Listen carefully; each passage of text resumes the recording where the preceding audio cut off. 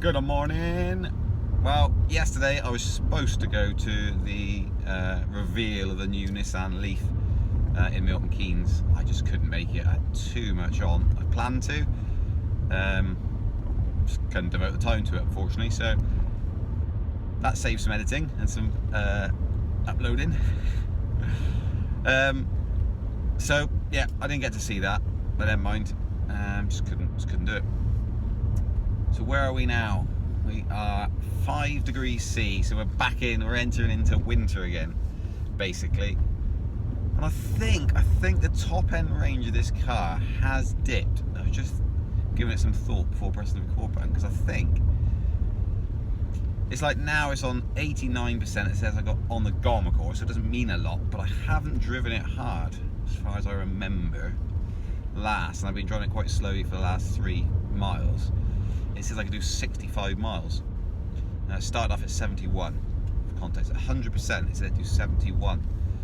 Now obviously with my place you have to climb that steep hill, and you have to climb it to come back out again. But I'm gonna have to do a range test at some point again. But I reckon I've lost approximately 10 miles off the total range. That would be my guess. It's gonna be about that.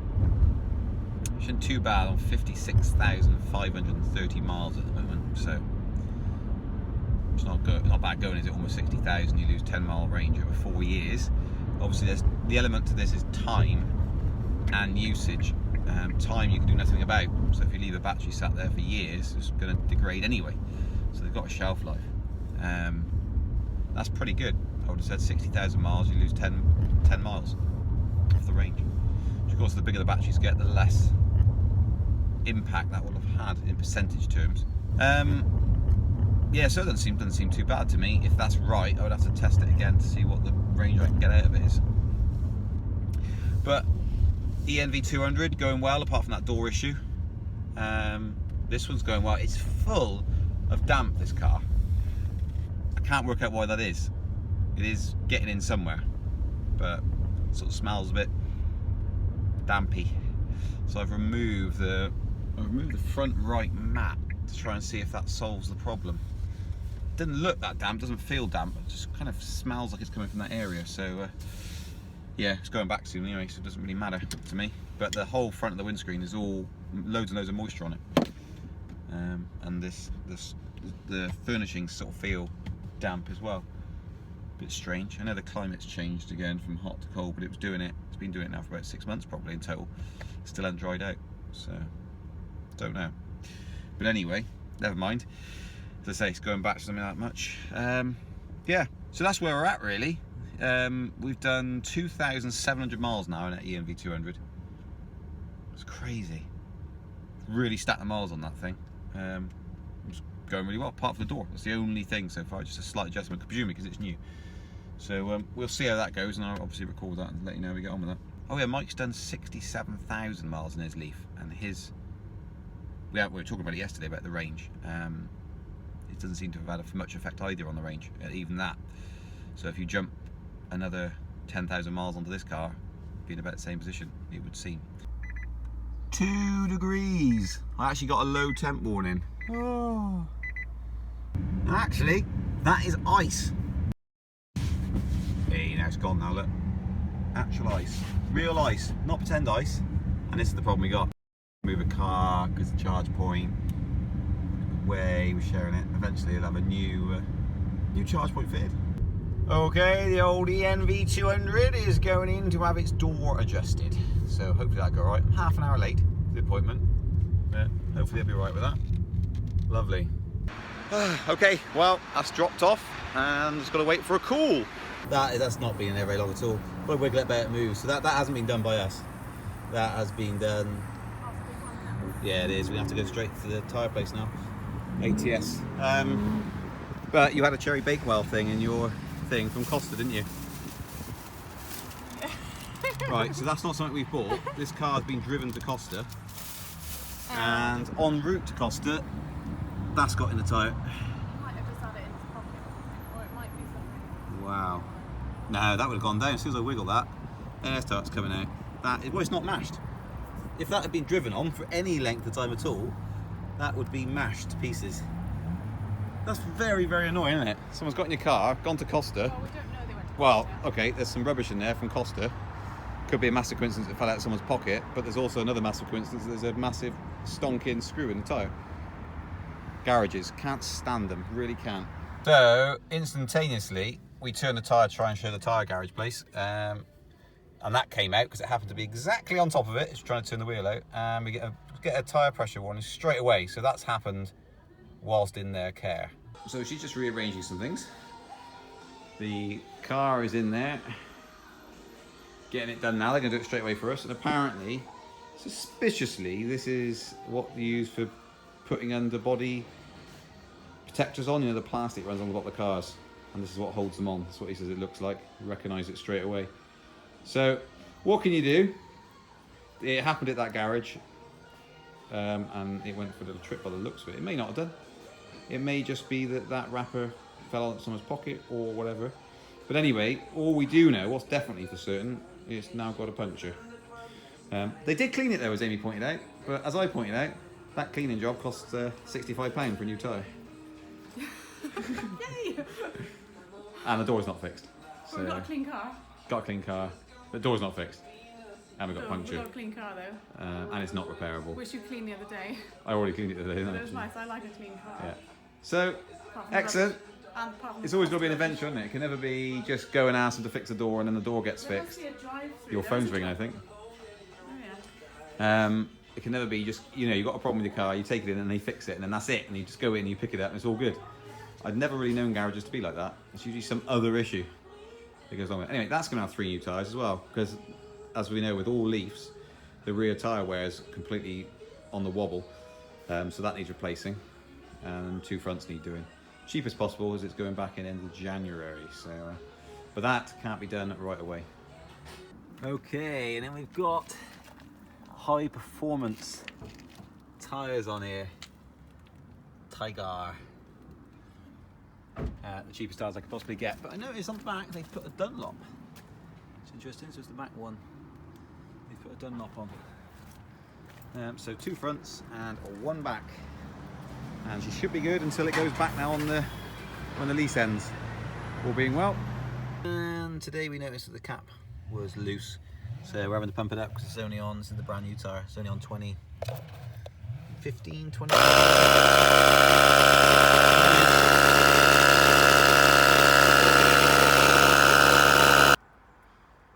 Okay, this is the result in the morning. That tyre has not been fitted properly. So that thing was off. Tyres have been fitted properly, just the valve caps, nothing else. Yeah, annoying. Right, let's pump it up again quickly then before I go to work.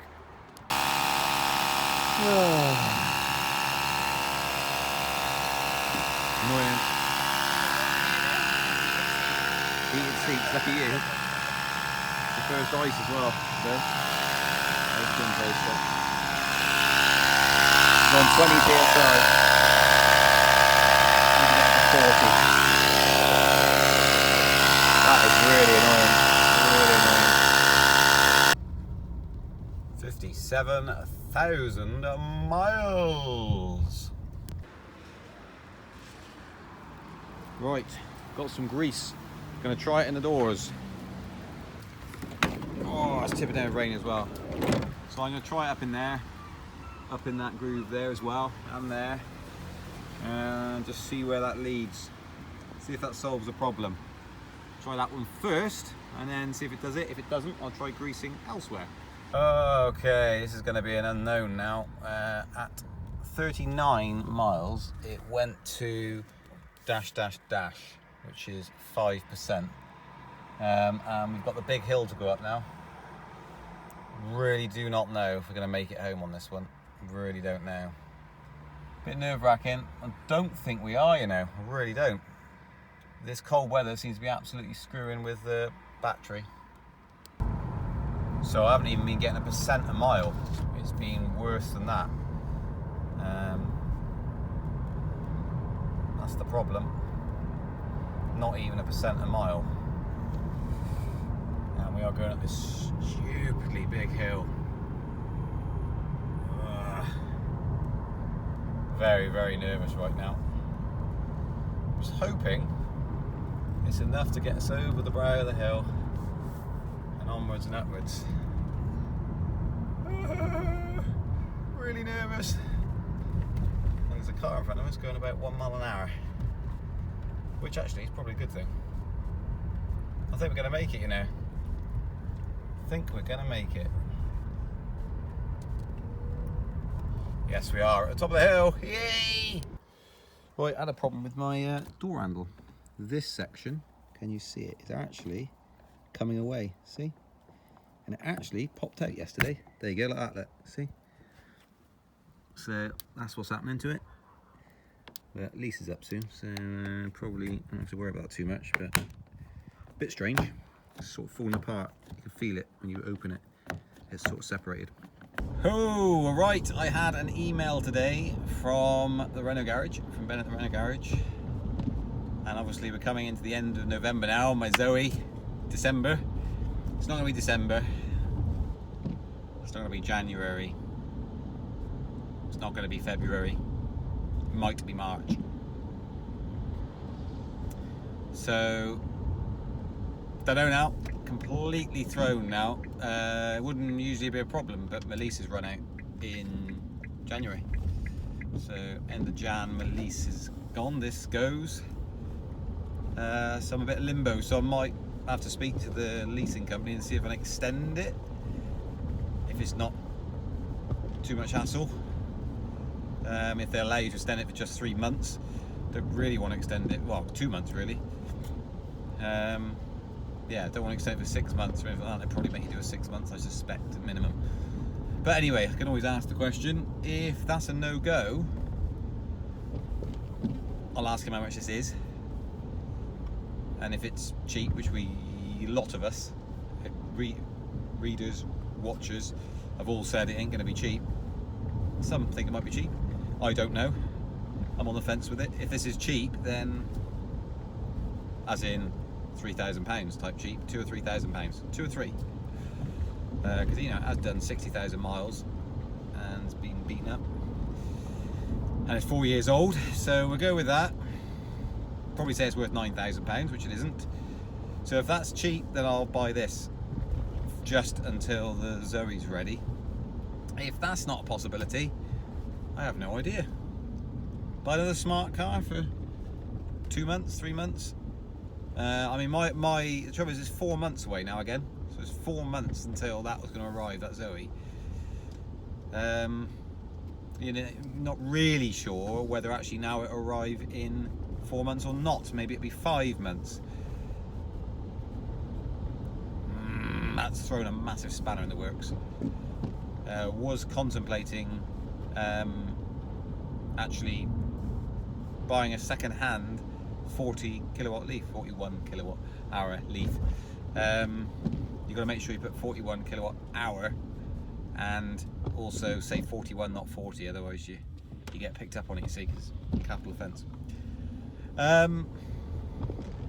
Yeah, was going to see if there was one around, but obviously there's not many, and there's a supply issue with actually getting them out there. I wonder if they do it intentionally, Renault themselves, not the people that work at the garages, but Renault. Stutter demand, sort of, not demand, stutter supply. Try to make people cancel and buy something else completely different, don't know. It just seems mad that it's, what will it be now? It will be, if it comes in March, won't it be 6 months without supply? Pounds. So anyway, hoping that I can just wait and work out something in between to do it, or buy one earlier from somewhere else, if there is such a thing. And so that's the latest. Boo! Don't like that at all.